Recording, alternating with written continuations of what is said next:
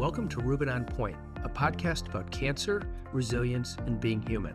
I'm Dr. Dan Rubin, and together we'll uncover the true power of resilience, the strength to recover, adapt, and thrive through life's toughest challenges. Each episode will bring bold ideas, transformative practices, and inspiring stories that redefine what health, healing, and what the human spirit can achieve. And you're going to meet some really cool people along the way. If you're ready to turn obstacles into opportunities and live with greater purpose and courage, you're in the right place. Let's get started. Your journey to resilience begins now. Welcome to Rubin On Point, a podcast about cancer, about resilience, and most of all about being human. I'm your host, Dr. Dan Rubin, and today we have a really wonderful and disruptive podcast. We're going to be talking to Katie Ross from Iron Springs Ranch in Skull Valley, Arizona. We're going to be talking about red meat. That's right, red meat. It's gotten a bad rap for many years. And you know what? Consumption of red meat is back, and here's why.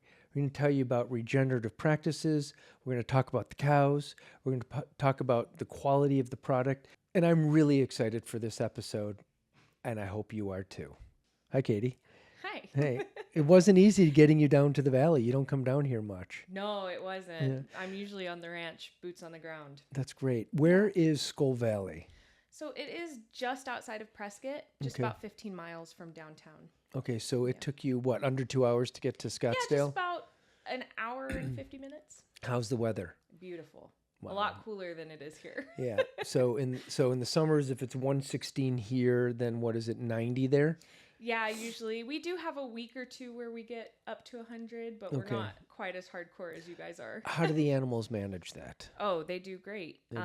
I mean, we're just a little bit below Prescott's elevation. We're anywhere from 4,500 to 5,300. That's amazing. Feet. Yeah, oh so my we God. have a lot of... That's a healthy animal then. It is. I mean, that's a lot of, erythropoietin, red blood cells, iron consumption. I mean, because there's less oxygen at the higher elevation. So it's runners go to an athlete's, like in Flagstaff, which is what's roughly 7,000 feet. I mean, that Boulder's maybe 4,000 feet. Salt Lake City's roughly 4,500 or something, I think. And, we always talk about elevation and going to train and, it's better for your oxygen consumption. So to have animals up there, I mean, I think about the health aspects of that. Actually, before we sat down and talked, I hadn't really thought about the elevation until you brought it up, but that's another plus. Yeah. And what exactly do you do? Tell the audience about your practice and this is why you're here today, because we really want to talk about the health benefits of the animals that you raise. Yeah, absolutely. My name's Katie Ross. I have a BS in agricultural science, and I am the ranch manager at Iron Springs Ranch. And I run about a little over 100 cattle on 5,500 acres. We're a regenerative ranch, and regenerative means that it's just a way of raising livestock that focuses on restoring and improving the land of the soil, the animals, and the land in general. So we're using our cattle and rotating different species like our chickens, horses, through our different pastures after doing soil testing to improve the ground, to improve the soil, the structure, the microbiome, to make healthier grasses for healthier animals, for healthier us. Do they graze all 5,500 acres? Yeah, in a rotational framework. Okay. Yes. What does that mean, rotational? Instead of using a set stocking rate where you have a bunch of cattle on a bunch of acreage and you leave them there for a set amount of time, we're in a more adaptive system where you're looking at the grass and the forage and the land every day and kind of changing your plan based on that. You don't want to overgraze, you don't want to undergraze, you want just enough animal impact to leave the land improving as you go. So instead of leaving them on one big pasture, you're breaking it up into smaller sections and moving the cattle more frequently so that you can hit the grass, have an impact, and move off of it so that it can immediately go into rest and recovery. How do you move the cattle? Either a horseback, the old school way. Yeah, I mean, or we have implemented a geofencing system where our cattle actually wear collars, and it's like an e-fence that I can move and change day to day. it's a really cool system, and it's allowed us to take, a couple 1,000-acre pasture and break it into 200 or 300 acres at a time, so that you're leaving much more of the land in rest and recovery. You're getting a lot more forage growth. You can have a higher impact and move on.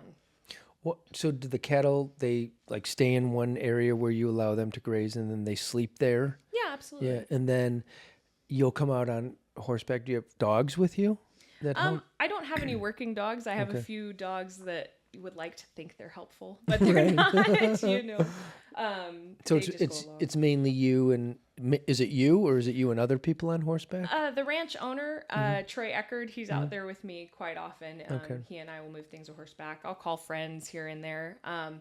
But really, it's pretty easy. It's gotten to the point where my cattle are so used to being handled and often that really I just have to sit there and call, and they come running. When to you say wherever I am. handled, does that hands-on or does that mean more managed? Not hands-on like I'm touching them every day, Yeah. but hands-on in the fact that I'm out there at least once a day, checking on them, checking their minerals, their water, checking them, making sure they're not full of cactus, they didn't get themselves into a weird spot. Just making sure that everybody's happy and healthy. And so you provide water for them in a certain way? Yeah, so a lot of the big ranch operates off of solar wells. Okay. So we do have a few electric wells. We have a few solar wells. We've got some trick tanks. But yeah, there's always good water source wherever the animals are. And so if cattle were not managed or not handled and they were just wild cattle, where would they get their water? Would it be from a nearby stream, or is there enough in what they eat to keep them hydrated? Well, it just kind of Or does it depend on the climate? Yeah, like right now we've been getting a lot of rain. So they're coming to water less frequently because they're getting it from their forage. But, in the wild they would find springs or tanks, creeks, something like that, yeah. Do cows consume a lot of water? I mean, they're large animals, I would assume, maybe? They consume a lot of water, but they don't necessarily Do they guzzle? hog on it. They don't, okay. They might go to water, once a day, once every other day, Wow. depending on the time of year, the temperature. They drink more frequently when it's hot, just like Do they spend a long time drinking? No. Interesting. Not a ton of time. I've never thought about the like water consumption of a cow.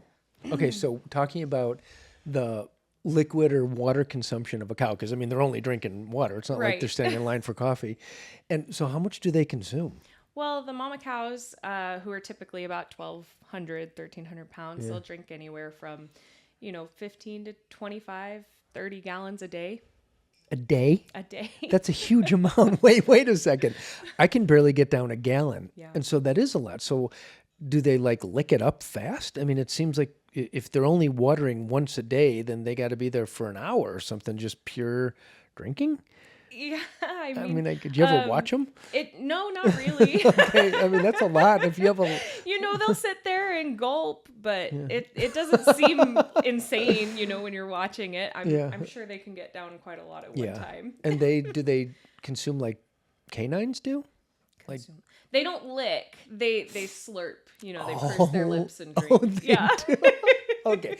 I don't know why that just seems so cute and funny. So do you get to know your cows? Oh yeah, all of my cows have names. Some of them are not as nice name as the others. Okay. But, based on their behavior or their personality. But mostly we have really, really good cows. Yeah. And do they know you? Oh, they do. Okay. They come running when I call. So there I am on my quad. I'm just calling them in to try and check on them for one of the fall days. It's nice and cool. Yeah.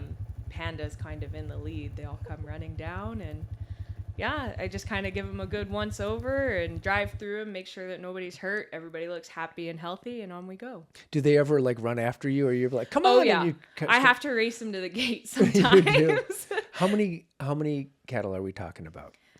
Just over 100. It depends on the time of year, I mean, to me, that seems like a lot. Yeah. Getting to know, you're naming them, they know you. That's a big social network of cows. So there's a personal relationship. Does that get hard later on down the line for you? For me, no. I have a lot of respect for the whole process. Okay. I know that my cows lived a very good life. They got to be cows the entire time. There is no stressful day, and because we handle them so often, they're used to being handled by the time you load them on the trailer. It's never a bad day. Since you have this relationship, do they know where they're going when they're loaded on the trailer? I don't think they know in English terms. Yeah. I think, Do they it's sense? different, Yeah. but In cow terms?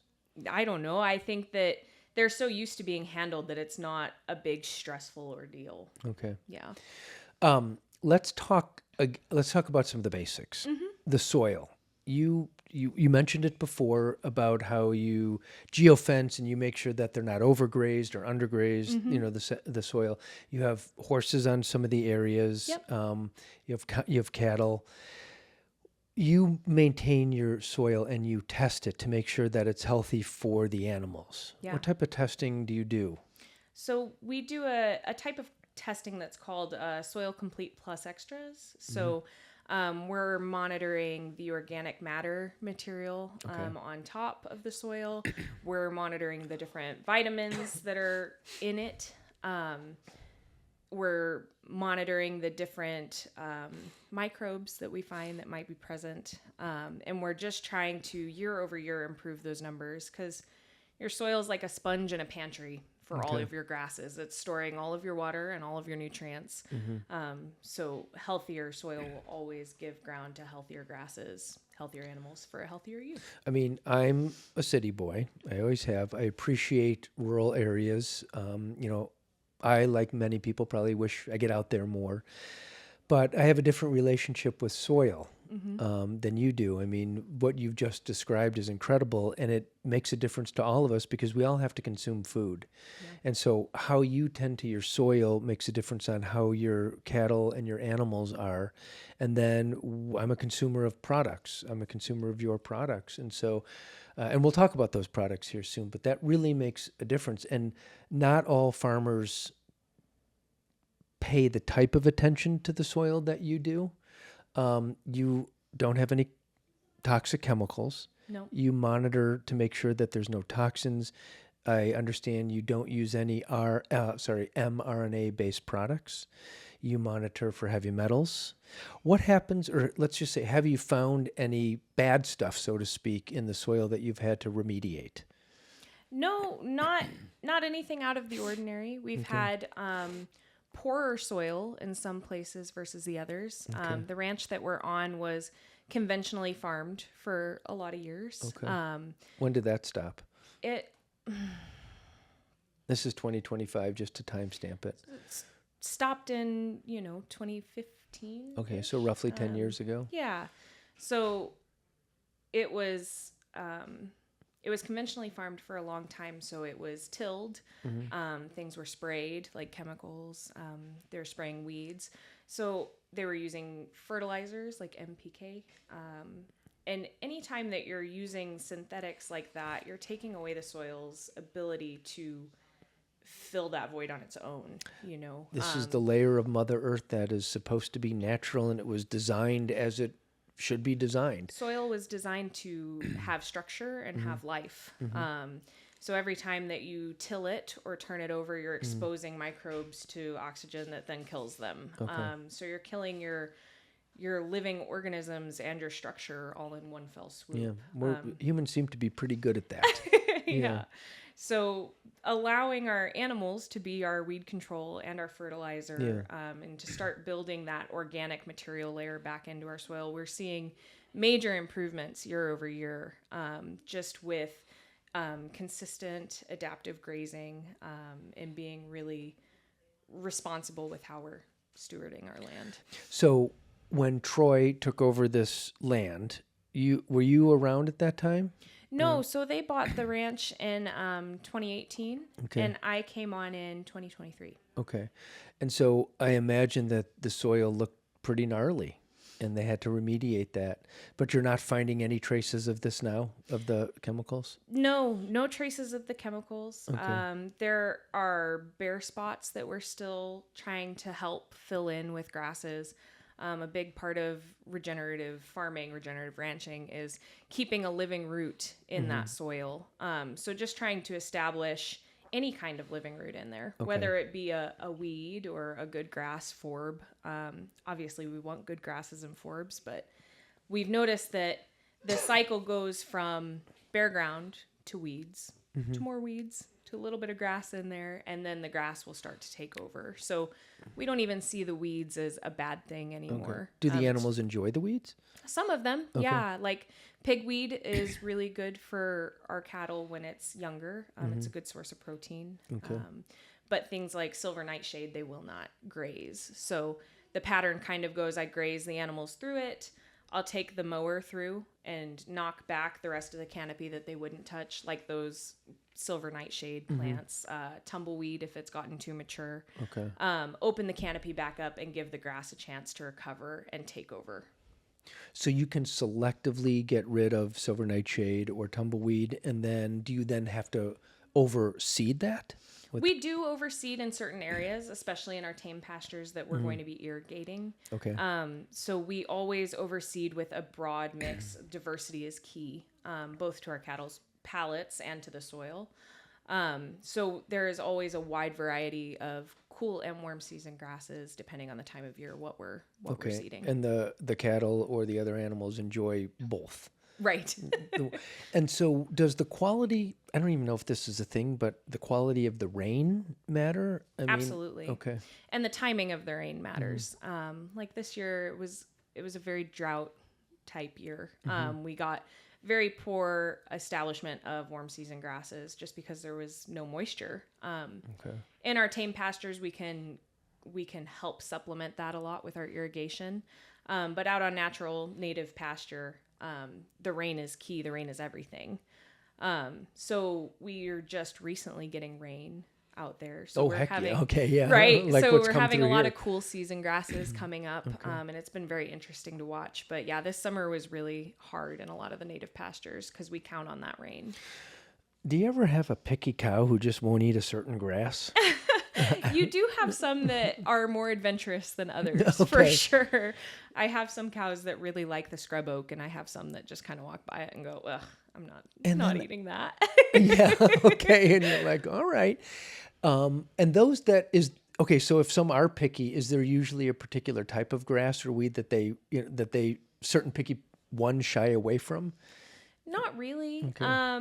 I'm just wondering if there's a certain like lack of nutrient or a certain constituent in there that they can smell or sense, and they're like, oh yeah, it's high in sulfur, and that doesn't smell good to them. Or it's something. more an epigenetic type thing. So epigenetics on the behalf of the cows? Right. So learning from their mom how to go out and forage and how versatile to be.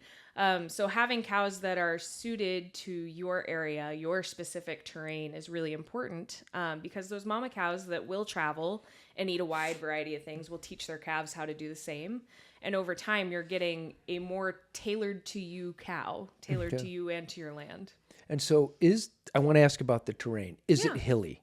Very. Okay. Very hilly, very rocky. So very rocky, which means where it's rocky, it's not grassy. There will be grass in between the rocks, but it will be hard country to travel. Do you think cows that grow up and graze on this type of terrain are a hardier cow? They produce better meat, or no? Do you think it? No. I mean, obviously, we're talking a grazing cow, not one that's factory farmed.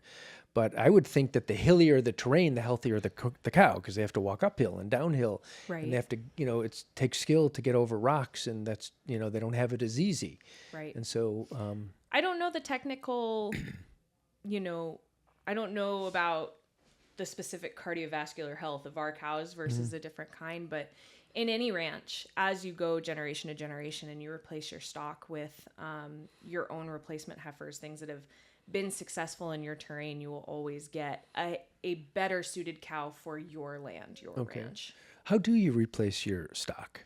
So right now we're just doing it with our own replacement heifers. What does that mean? When I have a mama cow give birth, if it's a girl, I usually tend to keep it, raise it up. And as long as it's suited for our land and it's successful, we keep it and it'll become the next generation of mama cows. Meaning, do you breed them specifically? Yeah. Oh, okay. Yeah, so we have mama cows and bulls, and we tend to replace our own stock. Yeah, that way. Okay, I'm just thinking, I never really thought about like what happens. So it's not like a bull like we think of like in a bullfight, is it? Like, I don't know that it's not like a bull in a bullfight in that it's not that type of bull, like with the horns and everything. Okay.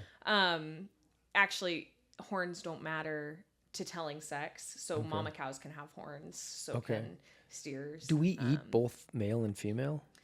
You do in a conventional setting, and you do in some ranches. For us, we just finish out our steers for the most part. Oh, so the mama cows are there for breeding and for companionship and guiding in the epigenetic aspects, but the bulls are the ones that are slaughtered and consumed. The bulls are turned into steers by castration, and then we raise out those steers for food. Got it. Yeah. So the mama cows are just producing stock. We don't eat them. Do they all graze together? They graze in an in-herd, out-herd situation. So my finishing herd of steers will all be on the closer in-ground to home on our irrigated pasture, where there's really diverse, high-protein grasses that we're irrigating. So that's my finishing herd. And then I have an out-herd, which are the younger steers that aren't quite 700 pounds yet. And then the mamas and the bulls. Okay. Yeah. Well, yeah. I mean, I'm guessing that the people in the audience that are listening to this do not have experience, and they're consumers of beef or are going to be, because we need to talk about the health aspects of this, but don't have an education, don't really know what happens on the farm. I mean, it's complex and it's complicated. And it sounds like very technical and a lot of work. Yeah, there's a lot of management and a lot of thought and a lot of planning that goes into your rotational grazing and how you're raising your animals and which ones you keep and which ones you sell and which ones you raise for your meat. It's a very, very selective but very rewarding. And you guys take it to the next level. The grass, I'm going to use the term grass-fed and grass-finished. I think those are correct. Creates more complexity than if something was grass-fed but grain-finished, and of course, if it was just straight conventional, I'm guessing it's just factory farmed, and it's more of a systematized. I mean, you have a system, but it's a more natural system. Right. Does that take more effort and more planning because you're more reliant on the weather and it's more natural? Yeah. When Mother Nature is your business partner, you have a lot of unknowns. Well said. Yeah. Well said. Very interesting. Okay, I do have a question. Is there a social hierarchy in cattle? I think that there definitely is. Okay. You typically have your lead cow when you're moving them, the one that will go out and find the gate that you're pushing them all towards, and the rest will follow her. Really? And it typically is a her, at least in our herd. Her name is Josie. If Josie's going the wrong way, you're going to lose all of them. And so tell us about Josie. Oh, she's just a 3-year-old mama cow. We've had her since she was just over a yearling.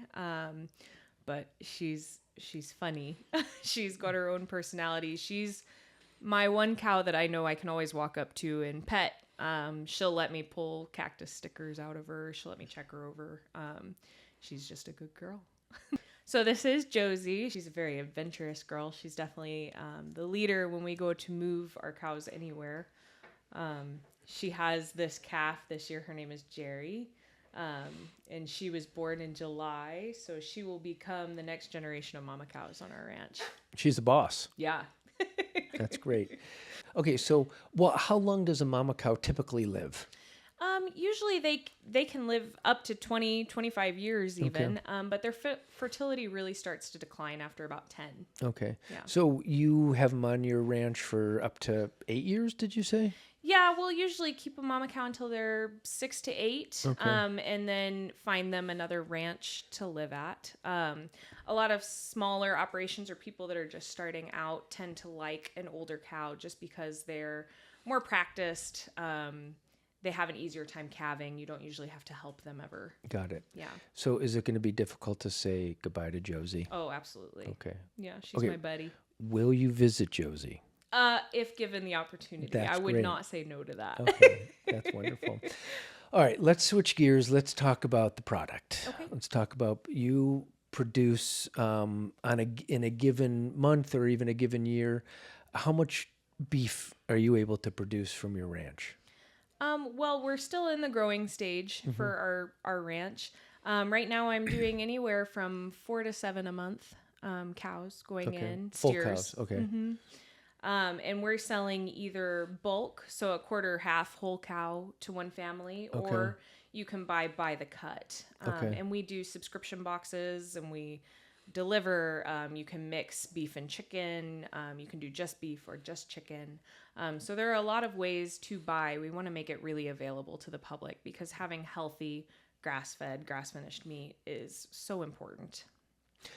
Would you do this any other way besides grass-fed, grass-finished? No, I wouldn't. Why? I just enjoy knowing that my animals, one, lived a great, healthy life. There was never a bad day. I enjoy that they feel good all the time. You know, that we don't feed them inflammatory diets. They have a really diverse palate, and they truly get to live the way that they were designed to live.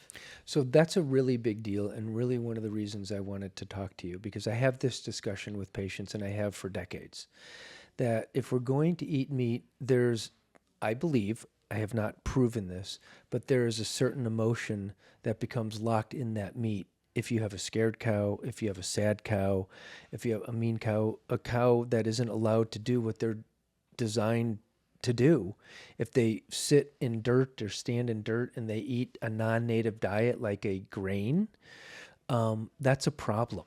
And that changes how they feel. And that gets translated all over their body and into the meat. And then that's what we consume. Or not me, but that's what one would consume. And that's a real problem. And I think it's part of the health crisis that are now coming out of, because meat is back. Right. That's why we're sitting here talking. Yeah. So what you just said, it really jives with how we've done things in our practice and the suggestions that we've made to our patients. So it's really good to hear from a true professional that what we've been talking about is actually true. Yeah. That's the emotional aspect of what you're eating. Yeah. And there's cellular memory and when we consume that, but there's also health benefits that we can see. Talk about some of the health benefits of grass-fed, grass-finished beef over grass-fed, grain-finished, and over conventional. You and I have chatted a little bit about that, but I'd love to hear about it here. Yeah, your grass-fed, grass-finished beef is going to be healthier as far as your omega-3 to omega-6 ratio. You're going to have less of that inflammatory fat. Mm-hmm. You're going to have higher vitamin concentration, not only because it's grass-fed, grass-finished, but because it's a regenerative ranch that cares about soil health. If soil is that sponge and pantry for your grasses, the better stocked your pantry is, the more nutrient dense your soil is, the more nutrient dense that grass will be. And same with your beef that's eating it.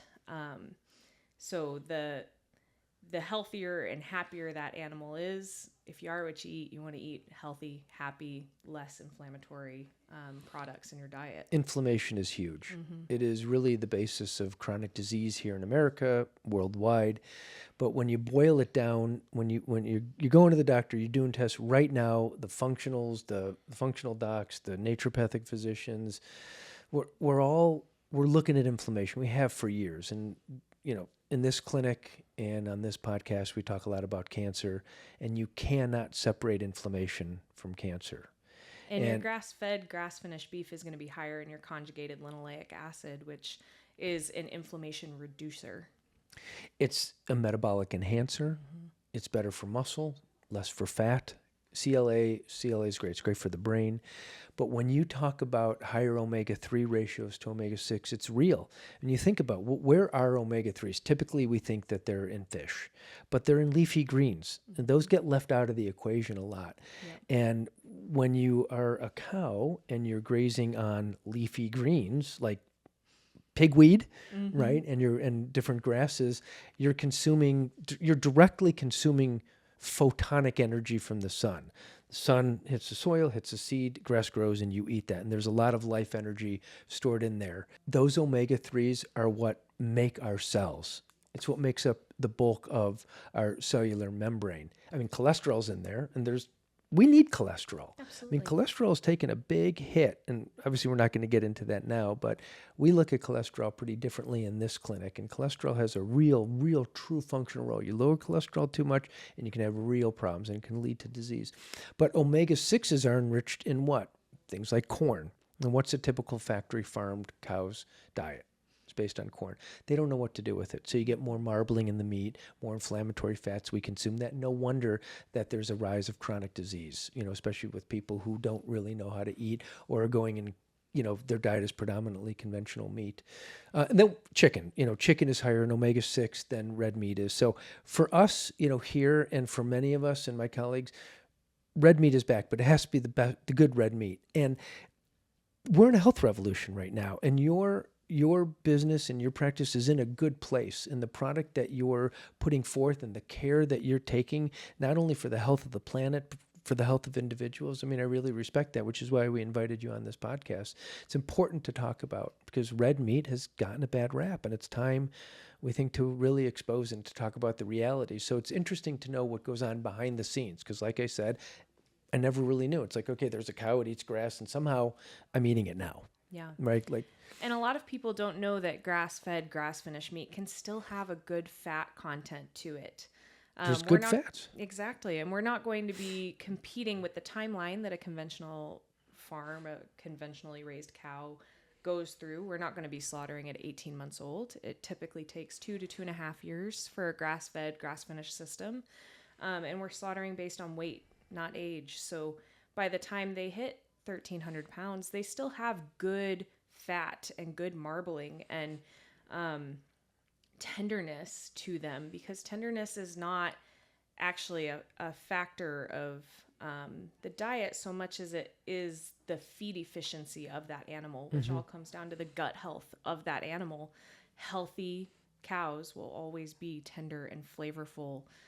They'll still have fat. You don't have to go to a grain finished system to have a good tasting fatty steak. Yeah, and those can produce bad fats. Ones that the cow's metabolism, I like to say, just really doesn't understand. And so they would just store it away as triglycerides, and that's not something that we need to be consuming in abundance. So it does make a lot of sense, and our bodies understand that better. I mean, meat has been around as part of the human diet for centuries. So I agree with that. I think your knowledge and expertise and how efficiently you speak and the depth in which you come to this podcast to talk about your skill, I hope is going to help change a lot of people's minds about consuming red meat. It's not all about just eating plants. Now, look, I was vegan for a good part of my life. I can't say I was the best vegan, but I remember when I was 20 years old, which was, over 35 years ago, that's what I did. And there wasn't as many choices as we have now, so it was a lot harder to be vegan and to get the nutrients we need, especially the proteins. I've also then been what I would call plant forward for a good part of my life, and recently, in the last couple of years, I've delved back into red meat. I would say that I went from probably 18 years old to 54, 55 years old, not consuming red meat at all. Wow. Yeah. I can't imagine that. Yeah. I didn't like it. I'm a blood type A. I thought I did pretty well with it. I was an endurance athlete during that time. A good part of that time, I consumed no animals at all. Then I moved to fish. That was my wife who's like, you need to eat some fish and you need to eat some eggs. And of course, she was right, like she always is. And then I remember there was a period of time when chicken was on the table and I had to decide if I wanted to eat dinner that night. And I'm like, well, I guess I could try it. And I started eating chicken. I've been on and off, meat. I'm not typically favored. I don't typically favor animal products. But I have to say, now that there's better quality red meat, I'm so open to it. And now I do enjoy a burger, and I enjoy certain cuts of meats. I'm still not in the phase where I really want a big juicy steak, but I get it. And so I do hope that this helps change a lot of people's minds and helps a lot of our patients and the people who are watching this that may have cancer. It's okay in certain instances to consume red meat. And I'm saying this as the host and as an oncology physician, as a naturopathic physician, that's why Katie is here to help educate and understand what goes into this. And we talk about the emotional aspects of the cows and how they're raised, and you talk about the microbiome and the gut health of the cow. Like, this is real stuff. None of that is talked about in the other world of meat production. And I wouldn't consume that stuff. Yeah. In fact, to me, corn-fed beef or corn-raised beef is on the absolute no list. It all comes down to how your animals are raised. It's our responsibility as a consumer to know what we're eating and how that animal went through life. If you're selecting for a grass-fed, grass-finished beef, you're actually going to be more heart healthy than heart unhealthy. Oh, okay. And so tell us about beef tallow, because beef tallow is like a big thing now. It's up and coming. It's in the media now that there's been change of administration. We're talking about, taking out very inflammatory oils. There's a big thing on seed oils, which I agree with, and the resurrection of beef tallow. And you have a business that produces tallow products. Yeah. So basically the whole thing with the seed oils is that this is oil coming from plants that are sprayed with antimicrobials like glyphosate. And these antimicrobials are carrying into our own gut health and killing the microbiome in our gut health.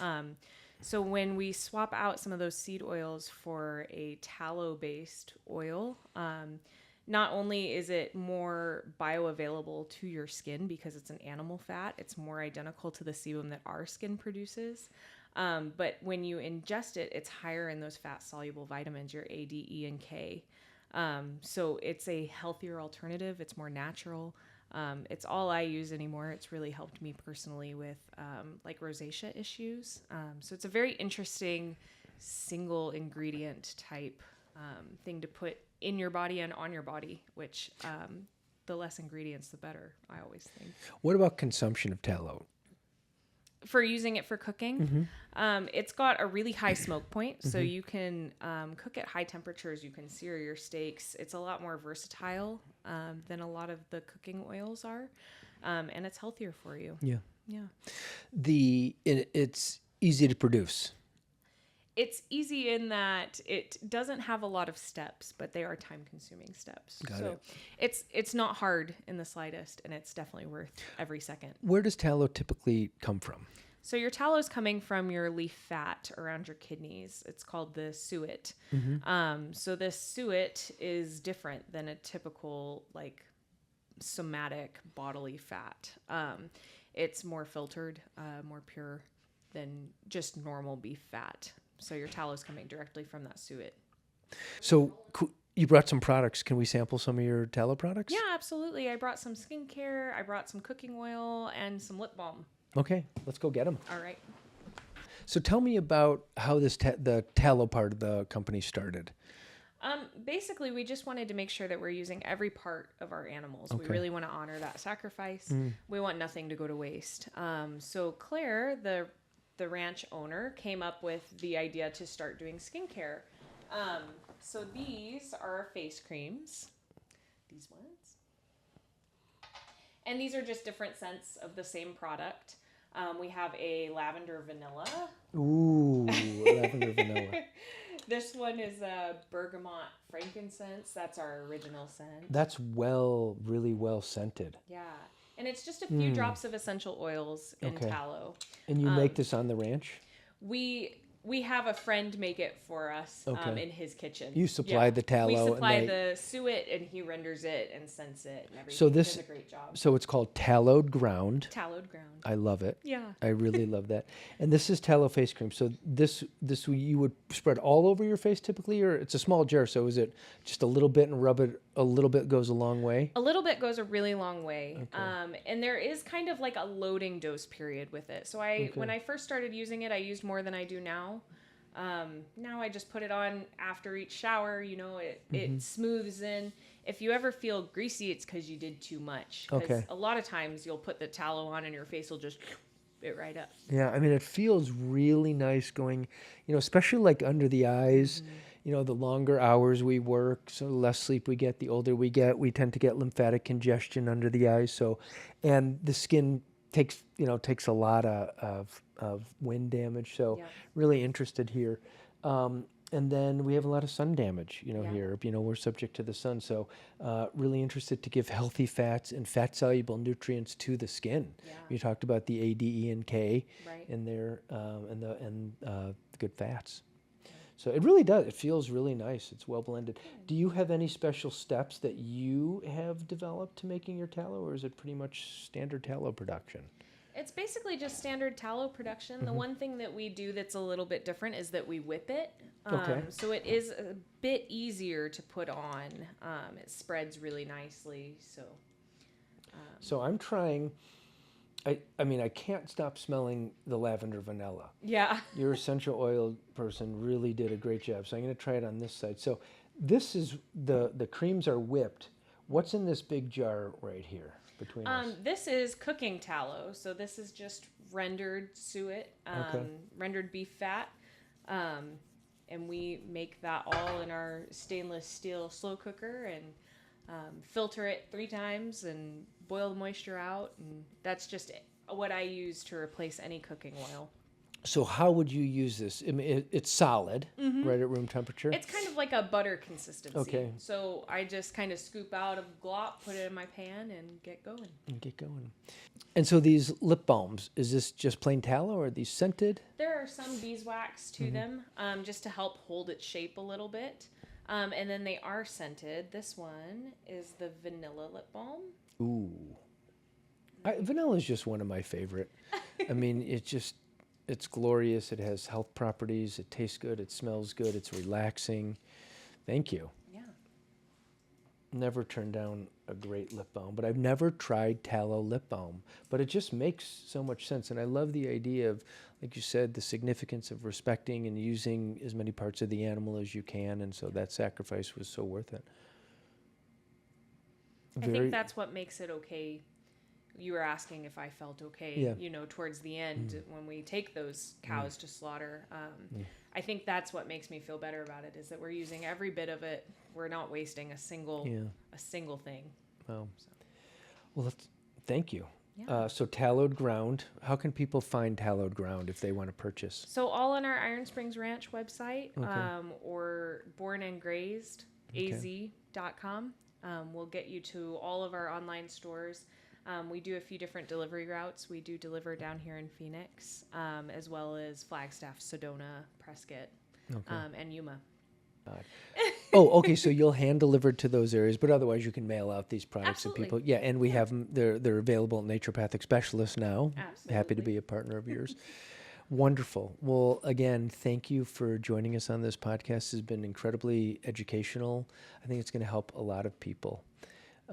Any last words? No, I'm so grateful for the opportunity to be here. I think that as consumers, if we get better about sourcing our meat from responsible places, we can all have an impact on how our land regenerates and restores itself, and how our health does the same. Thank you. Yeah, of course. For Rubin On Point, this has been a wonderful educational episode. If you have any questions, please contact us. But again, we thank you for watching, and we'll see you on the next episode. I'm Dan Rubin for Rubin On Point.